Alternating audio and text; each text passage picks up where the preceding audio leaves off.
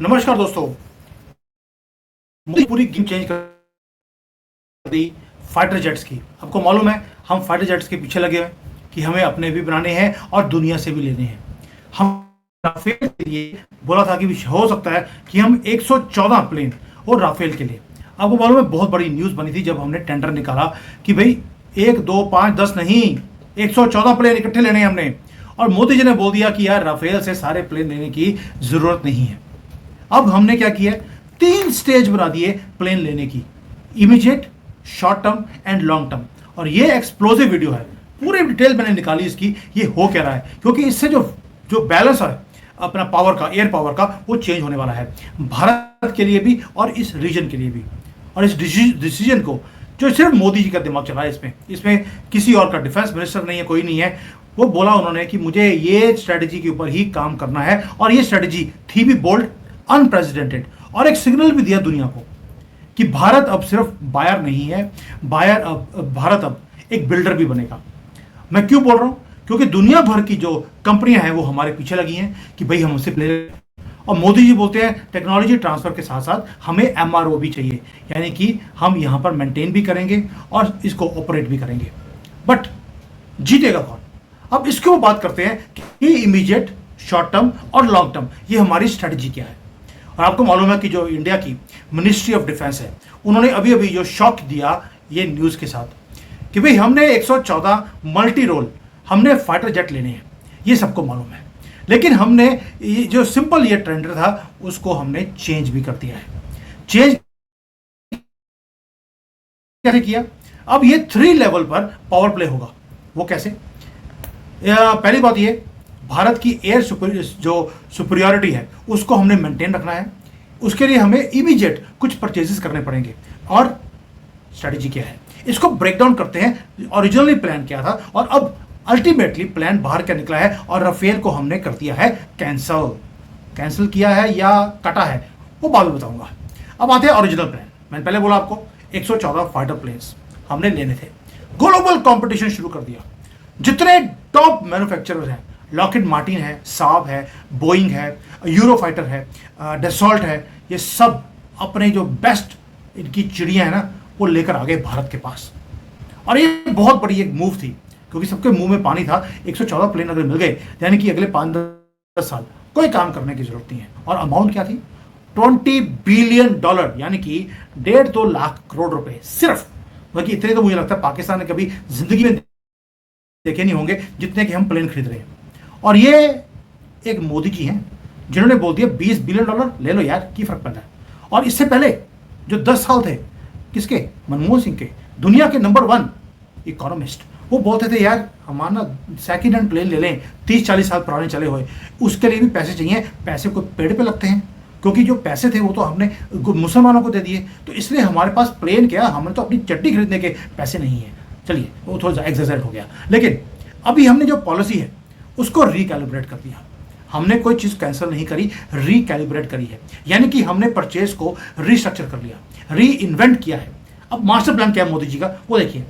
नई अप्रोच ये है कि जो 4.5 जनरेशन फाइटर जेट है राफेल F4, वो हम ऑलरेडी ले चुके हैं, और इमीडिएटली थोड़े से और लेकर हम इसकी डिप्लॉयमेंट कर लेंगे, क्योंकि MiG-21 को हमने रिटायर कर दिया। 50-60 साल चल गए थे, अब वो फ्लाइंग कॉफिन थे। साथ में हमने ये बोल दिया कि हमें 5th generation stealth fighter jet भी चाहिए। अब ये कैसे होता है? जैसे F-35, वही स्टेल्थ जो हमने पकड़ के केरला में 35 दिन के लिए यहाँ पर मेहमान नवाजी करी उसकी, हमें इमीडिएटली हमें 5th जनरेशन फाइटर जेट चाहिए। कौन देगा? सभी लगे लाइन पे कि हमसे ले लो। F-35 तैयार पड़े हैं, 30-40 ले लो। सुखोई 57 चाहिए, आज ले लो। राफेल बोलता है यार अगले साल वेट करने की जरूरत नहीं है, आज ही ले लो। यानी कि आपने बोल दिया कि हमें ये सारे चाहिए। जो जीतेगा कौन, वो बताऊंगा जीतेगा कौन। और लॉन्ग टर्म के लिए हमने बोल दिया हमारा खुद का जो एमका प्रोजेक्ट है वो हम प्राउडली जो मेक इन भारत कर रहे हैं वो हमें चाहिए। यानी कि आपने immediate, short term, long term, तीनों की आपने स्ट्रेटेजी बना ली। ये एक स्मार्ट मूव है दोस्तों, और स्ट्रेटेजिक मूव भी है। और इसी को मैं वैदिक अर्थशास्त्र बोलता हूं। जब आप खुद कोई काम नहीं कर सकते, किसी से पार्टनरशिप कर लो, लेकिन पार्टनरशिप उससे करनी है जो आपके ऊपर ट्रस्ट करता हो, जो आपके साथ लॉन्ग टर्म चलने को तैयार हो। अब आपको मालूम है कि राफेल के साथ हमने डील किया था, लंबा चलने की उन्होंने बात करी थी, और यही है शॉक वेव्स जो पेरिस, वॉशिंगटन, लंदन और इवन की चाइना, पाकिस्तान में भी आपको रिपोर्ट्स दिखती हैं, हेडलाइंस दिखती हैं। क्यों? क्योंकि राफेल को लगता था कि फ्रांस को लगता था ये 114 प्लेन उसी के पास आएंगे, क्योंकि 36 हम ले चुके हैं, उसके बाद हमारे लिए इजी हो जाएगा अगर हम इंडक्ट करते हैं राफेल को। लेकिन हमने उसको काट दिया है, काट कर 114 की बजाय हमने बोल दिया मैक्सिमम हम ले सकते हैं 60 तुम्हारे से। और ये जो डील होगा ये गवर्नमेंट टू गवर्नमेंट होगा, ये कोई पर्सन टू पर्सन नहीं, यानी कि भारत की गवर्नमेंट फ्रांस की गवर्नमेंट के साथ एग्रीमेंट करेगी। लेकिन इसमें एक ट्विस्ट है।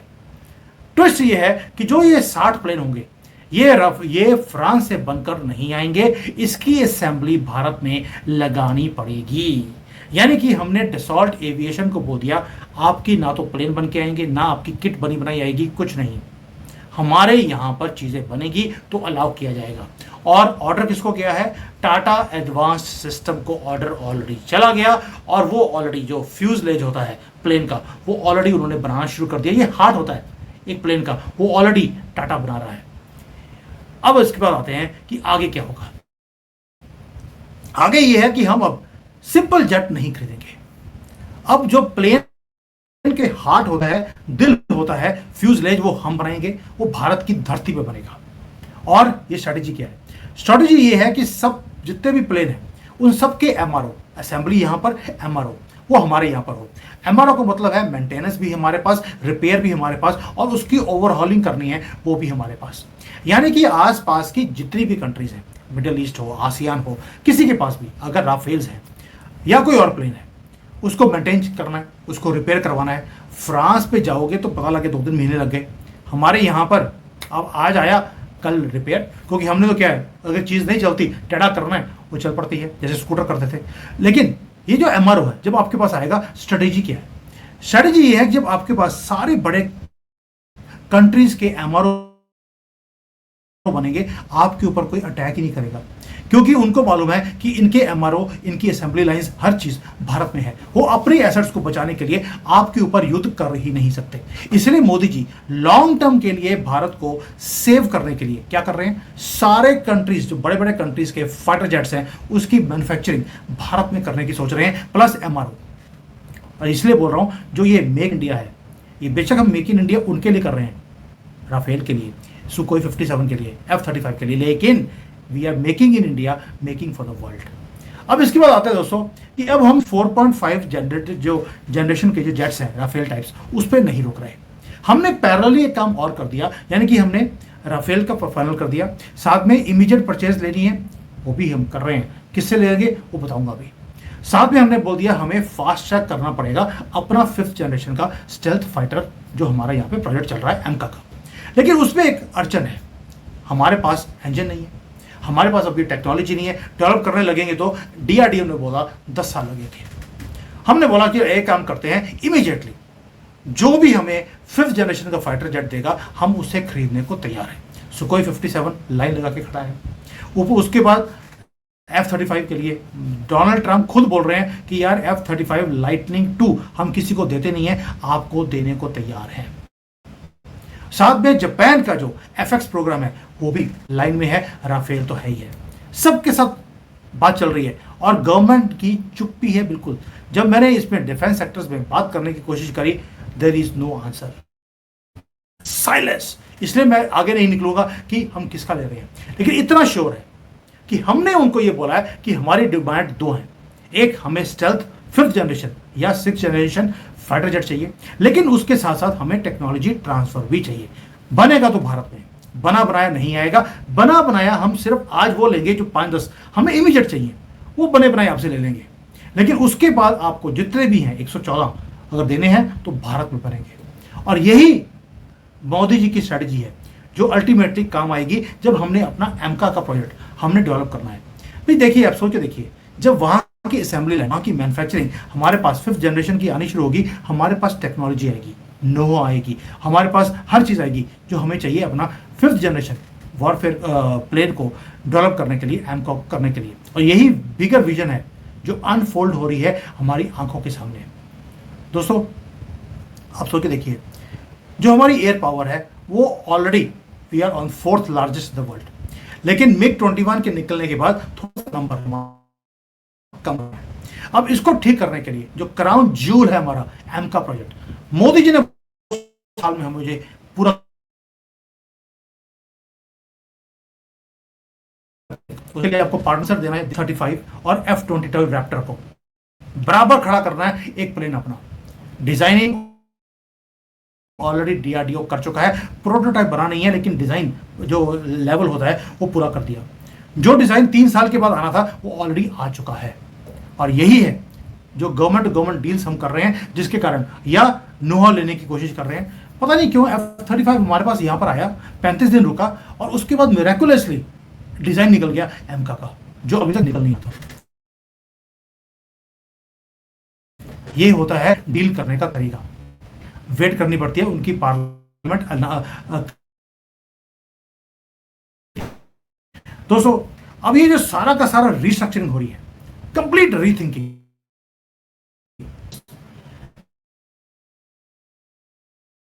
व्हाट वी नीड, हमारी नीड आज की डेट में इमीडिएटली हमें 5-10 प्लेन चाहिए। लेकिन हमारी वांट क्या है? हम वांट है कि हम प्लेन खुद अपने कंट्री में बनाएं, तभी हम ताकत के साथ हम लड़ सकते हैं अपने दुश्मनों के साथ। प्लस हमारे यहाँ पे जॉब्स क्रिएट होगी और ऊपर लिखा होगा make in India. Modi ji बहुत ज़्यादा उसके लिए हैं कि भाई मेक इन इंडिया में फाइटर जेट बनना चाहिए। पिछली जो गवर्नमेंट्स थी कांग्रेस की, वो भीख मांगती थी यार 10-20 साल पुराना कोई प्लेन दे दो हमारे पास पैसे नहीं है। और आज क्या हो रहा है? आज हम प्लेन खुद बनाने की सोच रहे हैं, बना भी रहे हैं। हमने ऑलरेडी अपने जो प्लेन्स हैं बनाने शुरू कर दिए, बट 5th जनरेशन के लिए हमें कहीं ना कहीं पार्टनरशिप्स करनी पड़ेगी और मोदी जी ने उसकी फाउंडेशन बना दी है। और यही जियो स्ट्रेटेजिक एक शॉक वेव है, क्योंकि अब क्या होगा, दुनिया को मानना पड़ेगा भाई आप ऑलरेडी लॉबी कर रहे हैं। डोनाल्ड ट्रंप खुद बार बार बोल रहा है मोदी जी को मेरा F-35 ले लो। हम बोल रहे हैं कि यार टेक्नोलॉजी ट्रांसफर करो। जो किल स्विच आपका बीच में है कि आप स्विच ऑफ कर देते हैं अमेरिका में बैठकर, उसको रिमूव करो। अमेरिका उसके लिए रेडी नहीं है, लेकिन रशिया रेडी हो गया कि सुकोई 57 चाहिए, मैं देने को तैयार हूं, क्योंकि रशिया आइसोलेटेड है। ये वो प्लेन है जो रशिया किसी को देता नहीं है, लेकिन वो भारत को एक मेजर एविएशन पार्टनर मानता भी है और बनाना भी चाहता है। उधर से फ्रांस है, और मुझे आपको मालूम है हमें लुभाने में लगा है। वो बोलता है यार आपको प्रोडक्शन ट्रांसफर करनी है, मैं करने को तैयार हूँ, बस आप मेरे साथ एक स्ट्रेटेजिक पार्टनरशिप कर लो कि 114 के 14 मेरे से लोगे। और ऊपर से मोदी जी ने अभी तो प्लेन बनना शुरू हुआ नहीं है, हमने क्वाड में I2U2 वेस्ट एशिया कॉरिडोर सबके अंदर इसको बेचना भी शुरू कर दिया, यानी कि मार्केटिंग ऑलरेडी चालू है। हमारे खुद के प्लेन बनने हैं और हमने मार्केटिंग शुरू कर दी है, क्योंकि हम अब डिफेंस का इकोसिस्टम के अब लीडर बनना भी चाहते हैं। और विजन चाहिए दोस्तों, सिर्फ सोच। मैं हमेशा बोलता हूं बिजनेस के अंदर जिस कंपनीज में मैं कंसल्टिंग करता हूं, आपके पास विजन होना चाहिए कि मुझे यहां पहुंचना है, और वहां पहुंचने के लिए क्या कुछ चाहिए आपको, कौन सी पार्टनरशिप्स क्रिएट करनी है, वो आप रास्ते में करते जाते हैं।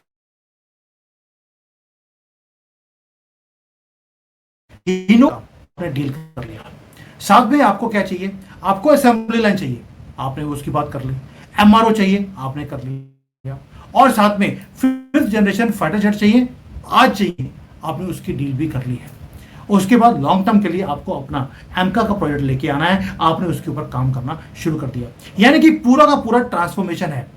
हम जहां पे इंपोर्ट करते थे, हम एक्सपोर्ट वॉरफेयर परफेक्ट प्रिसीशन के साथ हर चीज को आपने जोड़ दिया है। और अगर कोई बोलता है हमें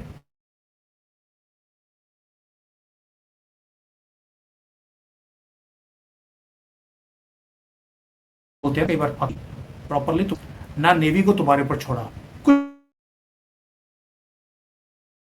नहीं किया, प्लेन भी ले लिए और बनाने शुरू कर दिए। तुम्हारा क्या कुछ हाथ में आएगा, बकरी का तुम्हारी का क्या होगा, और तुम्हारी बकरी के हलाले का क्या होगा, तुम सोच लो। और इस बार छोड़ने वाले नहीं है, ये मोदी जी का दृढ़ निश्चय है कि इनको छोड़ना नहीं। दोस्तों अगला एयर डोमिनेशन वो भारत ही करेगा, भारत बिल्ड कर रहा है। उस समझ सकते हैं कि जब मैं बोलता हूं कि world is watching very closely, दुश्मन कंट्री में बैठा हूं और यही क्लोजली वॉच कर रहे हैं कि हम डील किसके साथ करने वाले हैं। मेरा अनुमान है, क्योंकि गवर्नमेंट की तरफ से चुप्पी है, मेरा अपना अनुमान है कि अगले महीने जब पुतिन साहब भारत में आएंगे तब डील साइन होगा सुखोई 57 का, बिकॉज टेक्नोलॉजी ट्रांसफर है प्लस कोडिंग हमें दी जाएगी। कोडिंग राफेल की अभी तक हमें मिली नहीं है, वो अभी भी वहीं पर कोड बनता है। यानी कि इस कोड का कोड निकालने के लिए अब हमें वो पार्टनर चाहिए जो हर चीज़ हमें देने को तैयार हो। एंड रशिया ने जैसे ब्रह्मोस का हर चीज़ हमें दी, वैसे ही सुखोई 57 का हमें देने की वो सोच रहा है। प्लस जो हमारा ब्रह्मोस है, ब्रह्मोस 2 वो भी आ रहा है। ब्रह्मोस 1 को पाकिस्तान में पहुंचने के लिए 22 मिनट लग गए। मोदी जी ने बोला 5 मिनट में काम समाप्त होना चाहिए। तो अगली बार जो ये ब्रह्मोस 2 बन रही है और जो सुखोई 57 है उसके अंदर ब्रह्मोस फिट हो सकती है। आप समझ के देखिए, स्टेल्थ प्लेन ब्रह्मोस 2, जो ब्रह्मोस 2 है वो भी स्टेल्थ है, स्पीड के साथ साथ इनविजिबल है।